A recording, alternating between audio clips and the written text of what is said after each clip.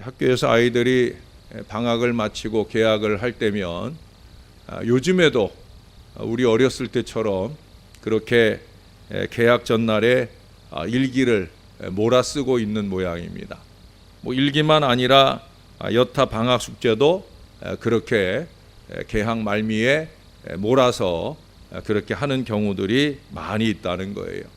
그런데 혹시 우리 인생도 그렇게 살 수 있으리라 생각하시는 분들이 계신 것은 아닌지 모르겠습니다. 나중에 죽을 때쯤 몰아서 잘 살아보지, 잘 믿어보지. 여러분, 그게 그렇게 쉽지 않다는 것을 이미 여러분들이 더 잘 아시리라 여겨집니다. 조셉 에디슨이라고 하는 분은 영국의 시인이고 수필가고 극작가인데 그의 책 가운데 이런 시적인 말을 적고 있어요. 위대한 사람들의 무덤을 볼 때 시기와 질투하는 마음이 다 사라지고 말더라. 미인들의 묘비명을 읽으면서 무절제하게 사는 욕망이 얼마나 무상한가를 보았노라.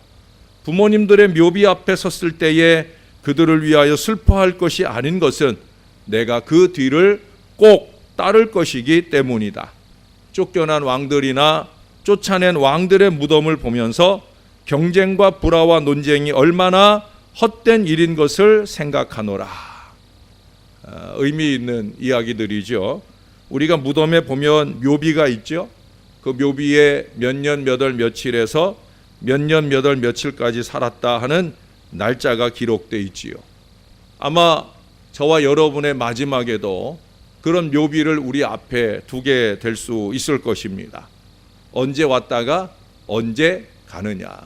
언젠간 우리가 가는 때가 온다는 거죠.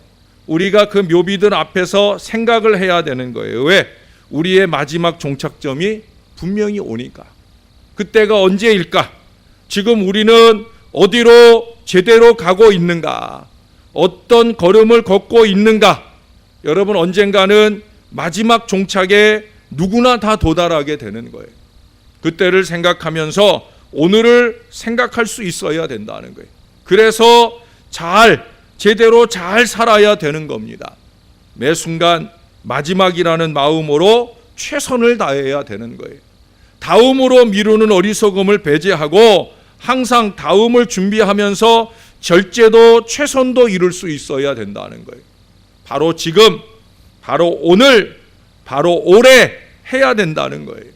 다음은, 내일은, 내년은 우리에게 안 찾아올 수도 있는 게 오늘 이 시대 우리의 위기에 놓인 삶이라고 하는 거예요. 전인시대라고 하는 책에 보면 이런 글이 있어요.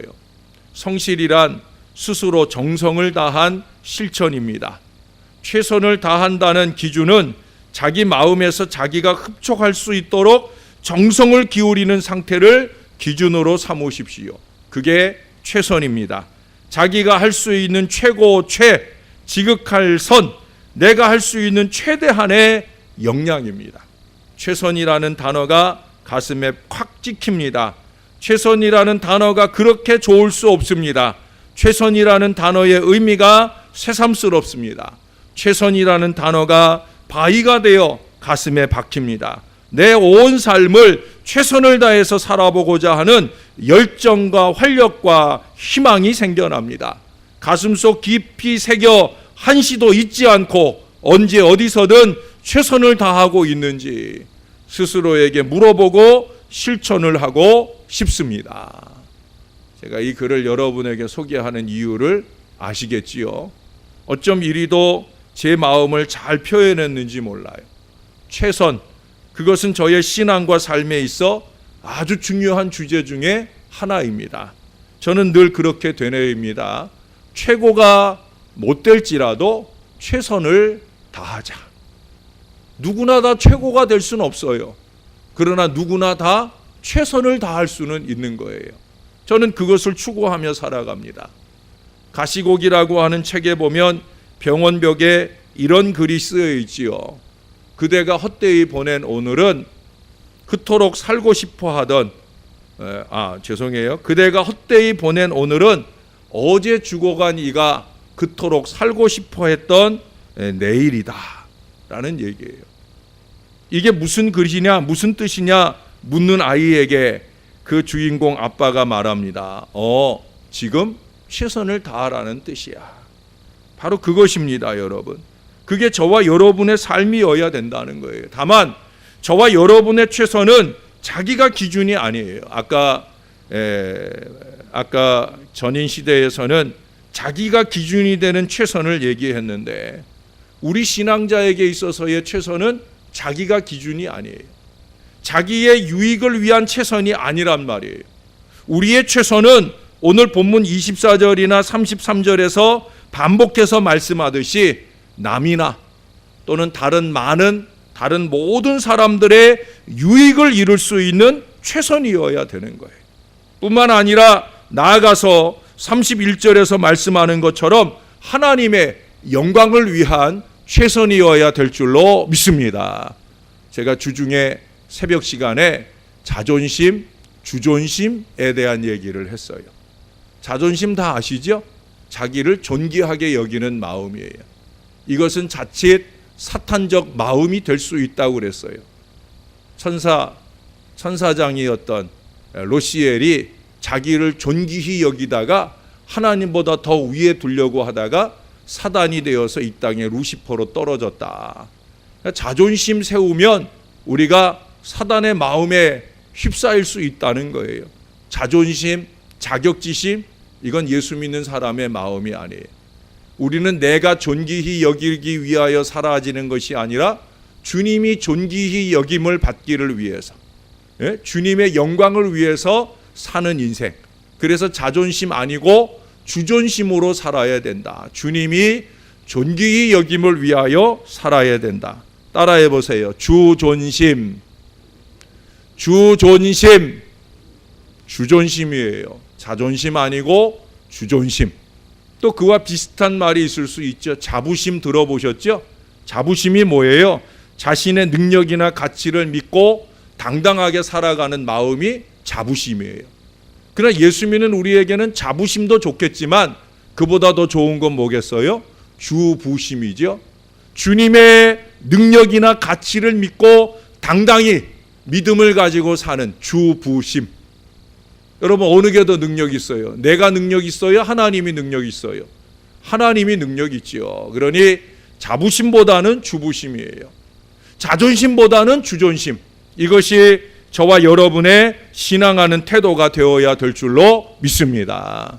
어떤 젊은이가 철학자 소크라테스를 열렬히 추종했어요.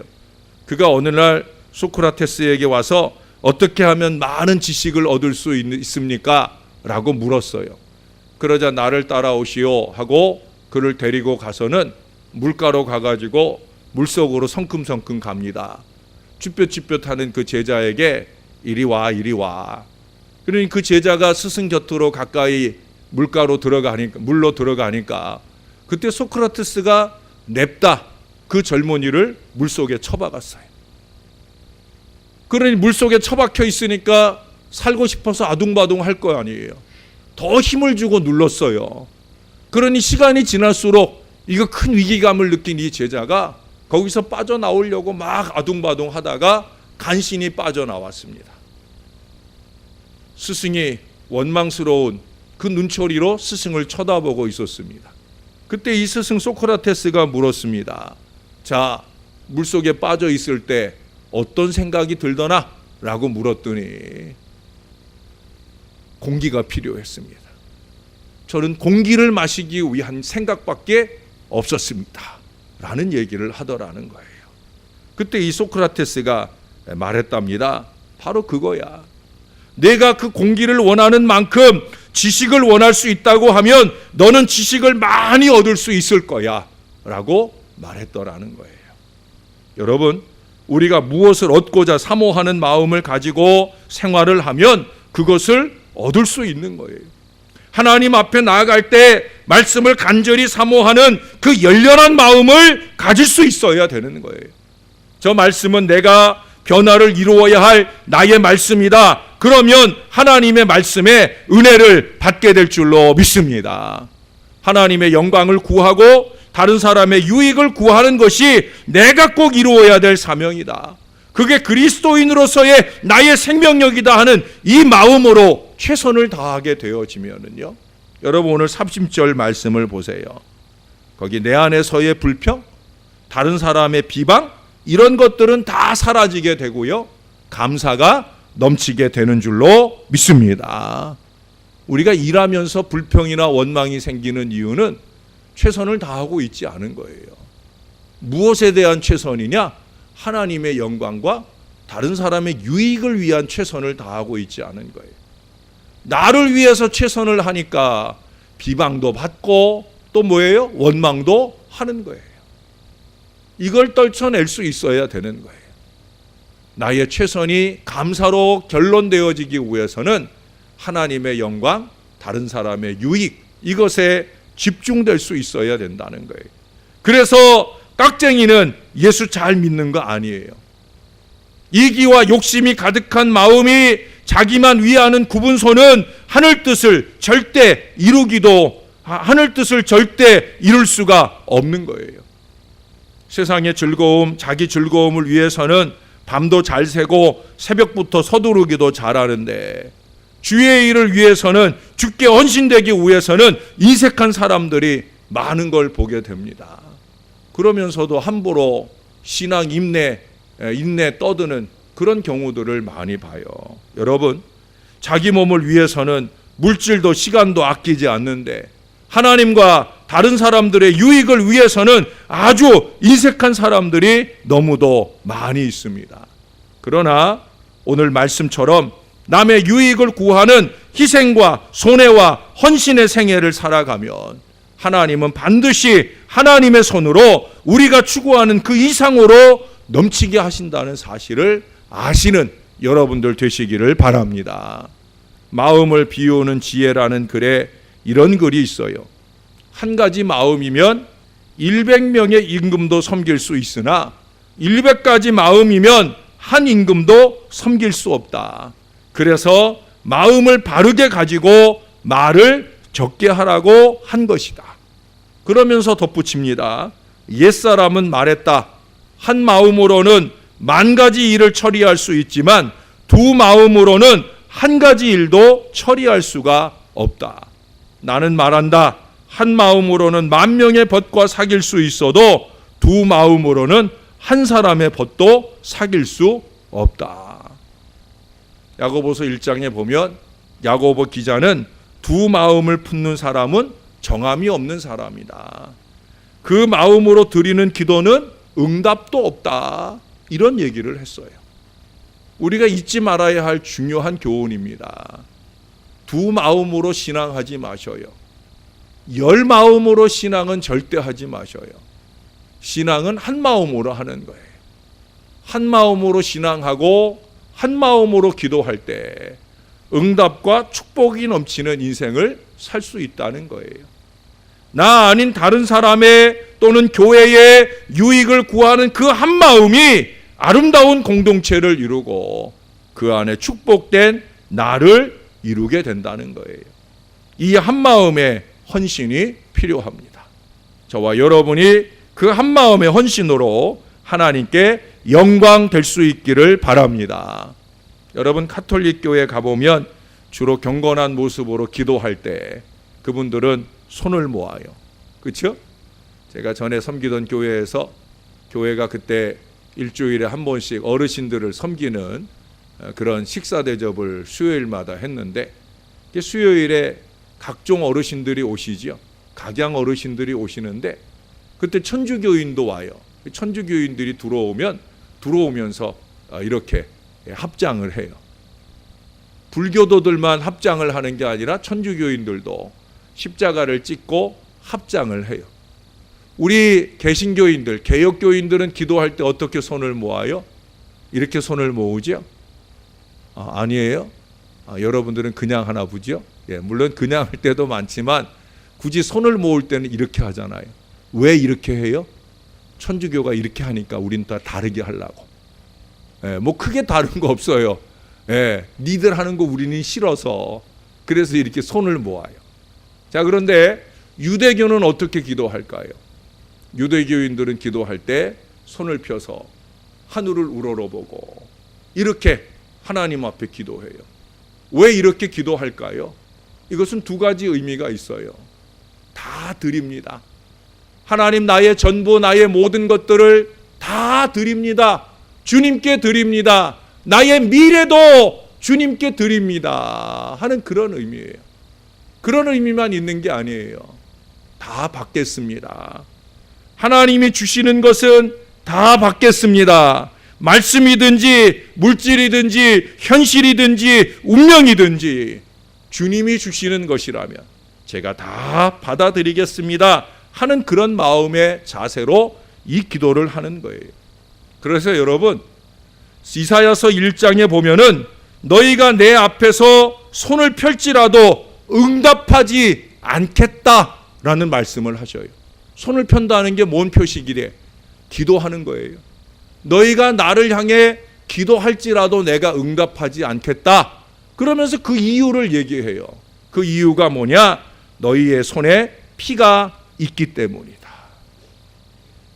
도적질한 손이거든요. 갈취하는 손이고 남을 아프게 하는 손이고 남의 흠집을 향하여 손가락질하는 손이요, 남의 물건을 빼앗은 손이요, 더러운 손이요, 억울하게 한 손이요, 하여튼 자기의 유익을 위하여 남을 못 살게 한 그 부끄러운 손이다. 그 손 들어서 아무리 나한테 매달리고 기도한들 난 하나도 안 들린다. 그 피 묻은 손 가지고 하나님 앞에 내놓을 때 하나님은 절대 듣지 않겠다라고 거절을 하고 계셔요. 여러분 잊지 마셔요. 그러면서 이어서 16절 이하에 적극적인 대책을 말씀해 주셔요. 그 대책이라는 게 뭐냐? 스스로 성결케 하고, 그게 무슨 얘기예요? 회개하고 손을 씻고 그리고 선행을 배우라라고 말하고 있어요. 그러기 위해서 먼저는 바른 모델을 찾아야 되겠죠. 여러분, 선행을 배우라 했으니까 잘 배우려면 좋은 모델링이 필요하잖아요. 그렇죠? 다른 사람의 유익을 구하는 생활 태도의 모델을 찾아야 된다는 거예요. 여기 우리 어르신들이 그 모델이 좀 돼주셔야 돼요. 갈 바를 몰라 헤매고 있는 이 젊은 교인들에게 우리 어르신들이 하나님의 영광을 위하고 교회의 유익을 위하고 다른 사람의 유익을 위해서 최선을 다하는 게 뭔지 모델링을 해주셔야 된다는 거예요. 또 우리가 깊이 깨달음이 있어야 되는 거예요. 무엇이 잘못되었는지, 어디서부터 잘못되었는지를 깊이 깨달아야 되는 거예요. 그 깨달음은 곧 회개로 이어갈 수 있어야 되는 거예요. 여러분, 사람과 동물의 차이가 뭐예요? 사람과 동물이 다른 이유는 깨달음이 있느냐 없느냐는 거예요. 동물은 깨달음이 없어요. 그러나 사람은 깨달음이 있어요. 특별히 하나님의 말씀을 들을 때 깨달음이 있어야 사람이죠. 또 그냥 사람과 그리스도인의 차이가 뭐예요? 그냥 사람도 깨닫지만 그냥 사람들은 깨닫고 끝나요. 그러나 그리스도인은 깨달으면 회개를 하지요. 여러분, 그냥 사람으로 살지 마시고 그리스도인으로 살아야 되잖아요. 깨달음을 주시면 그 깨달음에 대하여 회개할 수 있어야 된다는 거예요.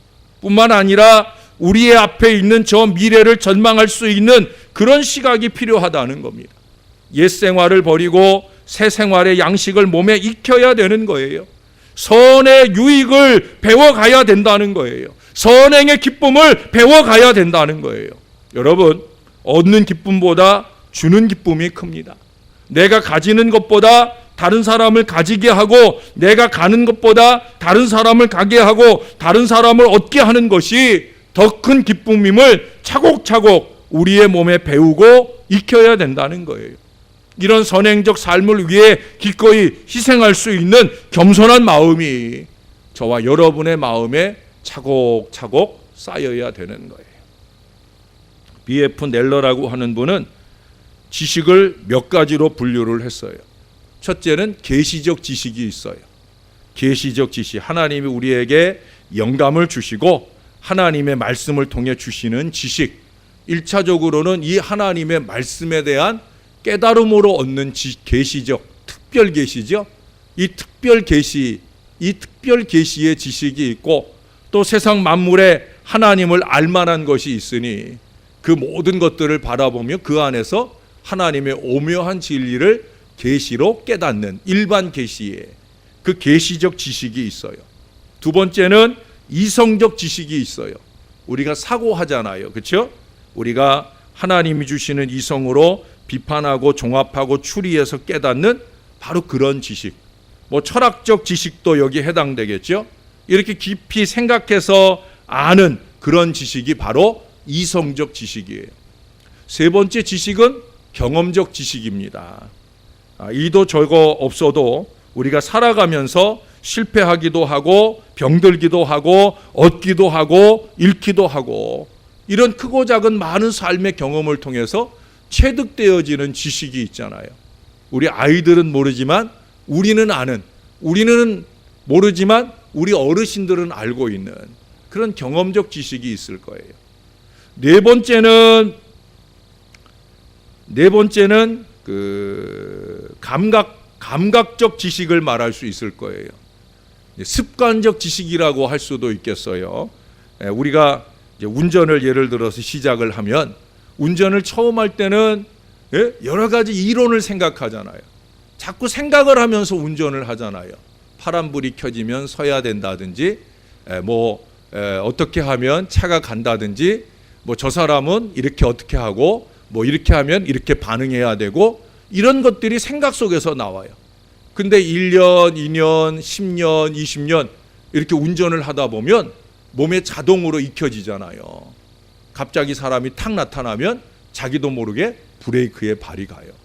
저 멀리 파란불이 켜져 있으면 열심히 달려가지만 노란불이 켜졌다 빨간불이 바뀌면 서야 된다는 것을 내 발이 나도 모르게 내 머리가 생각하기 전에 먼저 감각적으로 움직이게 되는 거죠. 운동신경이라고 하는 것이 발전하는 것도 중요하지만 운동신경을 개발하기도 하잖아요. 많은 운동선수들은 끊임없는 훈련을 통해서 바로 그 감각적 지식을 키워나가고 그것에 얼마나 잘 반응하느냐에 따라서 훌륭한 선수가 되느냐 마느냐가 결정되어지기도 합니다. 그래서 척 보면 척 움직이게 되는 감각적 지식이 필요하게 되는 거예요. 그리고 마지막 중요한 게 뭐냐? 바로 권위적 지식이에요. 권위적 지식이라고 하는 것은 이 하나님의 말씀 또 내가 존경하고 사랑하는 분에게 내가 이치에 맞지 않게 느껴지고 납득이 안 갈지라도 내가 그것이 하나님이든 그 대상을 존경하기 때문에 순종하게 되는, 오늘 우리 여집사님이 순종에 대한 기도를 아주 여러 모양으로 간절하게 해주셨는데 바로 그 순종하게 되는 지식이에요. 하나님을 사랑하기 때문에 순종하고 순종하기 때문에 그 가운데서 배워지는 지식. 정말 순종했더니 이렇게 되구나. 아브라함은 끊임없이 순종하면서 믿음의 조상이 되어지는 그 지식을 얻어가는 걸 우리가 보게 되지 않습니까? 사랑하는 여러분, 여러분은 어디까지 와 계십니까? 이 모든 지식을 체득할 수 있기를 위해서는 시간이 많이 걸려요. 공부라는 게, 지식이라는 것이 시간이 필요하지 않습니까? 하루아침에 얻어지는 것은 없습니다. 또 머릿속 생각만으로 되어지는 거 절대 아닙니다. 그것이 훈련되어지고 최선을 다하면서 체질이 되고 성품이 되고 몸에 익혀야 되고 감각적 행동으로 나올 수 있어야 되는 거예요. 시간이 걸린다는 거죠. 훈련이 필요하다는 거예요. 여러분, 선행의 훈련, 선한 삶, 남의 유익을 구하는 그런 삶에 체질화되는 훈련이 필요하다라고 하는 거예요. 그게 저를 여러분에게 보내신 이유입니다. 사랑하는 여러분, 저와 함께 그 길을 가야 합니다. 주님이 우리에게 원하시는 건강한 믿음의 훈련들을 이루어 가야 된다는 거예요. 미국에서 가정생활의 강의로 이름이 났었던 제임스 해치라고 하는 교수님이 계신데, 이분이 아주 오래전에 예언자처럼 힘주어 말했던 바가 지금 현실이 되고 있다고 합니다. 그때만 해도 미국은 아직 이혼율이 높을 때가 아니었고 또 가족 문제가 지금처럼 복잡하지 않았을 때였는데 그때 그 가정의 행복을 위해서 3가지를 강조했어요. 첫째, 입을 열어라 하는 거예요. 부부간이나 또는 부모 자식 간에 대화가 없으면 서로 마음을 닫는 결과가 온다는 거예요. 연애 시절처럼 말을 많이 할수록 행복의 수치는 올라간다라고 그렇게 지적을 해주고 있어요. 둘째는 귀를 열어라 하는 거예요. 상대방을 기쁘게 해주려면 말을 진지하게 들어주어야 한다라고 설명을 했어요. 귀를 닫아버리게 되면 그러면 상대의 인격을 무시하는 결과가 오게 되어진다는 거예요. 그러면 건강한 관계가 열리지 않는다는 거예요. 마지막으로는 함께 계획을 세워라 하는 거예요. 작은 일이라도 함께 해라. 함께 계획하고 함께 실천해라. 전에 어느 집사님이 교회 행사를 잘 마친 뒤에 그런 말씀을 저한테 하더라고요. 목사님, 앞으로 교회의 크고 작은 행사나 헌신에는 무조건 함께 해야 되겠어요. 그러더라고요. 왜 그래요? 그랬더니 아주 새 기쁨이 넘치더라고요. 그런 얘기를 하더라고요. 그래서 제가 꼭 그러세요라고 말씀을 드렸던 기억이 납니다. 가족과 교회와 함께 해야 됩니다. 여러분, 지금 드렸던 이 3가지는 비단 미국만이 아니라 지금 우리도 명심하고 들어야 할 그런 얘기 아닙니까? 그것은 가정에서만이 아닙니다. 교회에서도 마찬가지예요. 우리의 이웃과도 마찬가지입니다. 행복이라고 하는 것은 습관입니다. 우리가 어떻게 습관하느냐에 따라 행복의 미래가 열리기도 하고 불행한 미래가 열리기도 해요. 예수 믿는 저와 여러분의 행복은 선행을 습관해야 됩니다. 억지로라도 배워 익혀야 합니다. 최선을 다해서 체질화해야 합니다. 악의 말고 선의로 살아야 되는 거예요. 무슨 일을 하든지 그것이 큰 일이든 작은 일이든 악의를 가지고 하는 일은 절대 하나님의 기뻐하시는 바가 되지 않아요. 이심전심 다른 사람들의 마음에 그 악의가 악의 뿌리를 심게 돼 있는 거예요. 선의를 가지고 해야 돼요.